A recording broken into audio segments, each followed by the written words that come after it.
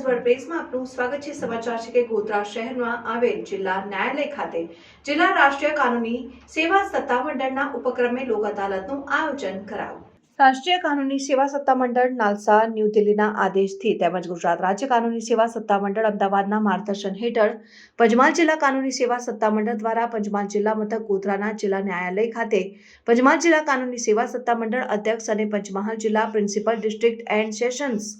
કોર્ટના અધ્યક્ષસ્થાને નેશનલ લોક અદાલતનું આયોજન કરાયું હતું। પક્ષકારો દ્વારા સમાધાન પત્ર પેન્ડિંગ કેસો જેમ કે criminal compoundable offence negotiable instrument act 138 હેઠળના કેસો, બેંક રિકવરીના કેસો, MACT કેસો, મેટ્રોમોનિયલ કેસો, લેબર ડિસ્પ્યુટ કેસો, ઇલેક્ટ્રિક અને વોટર બિલ જેવા કેસો, સર્વિસ મેટર જેમાં પગાર ભથ્થા અને નિવૃત્તિના લાભોને લગતા કેસો, LAR રેવન્યુ કેસો, અન્ય સિવિલ કેસો અને પ્રી લિટિગેશન કેસો વગેરે સમાધાન અર્થે મૂકવામાં આવ્યા હતા।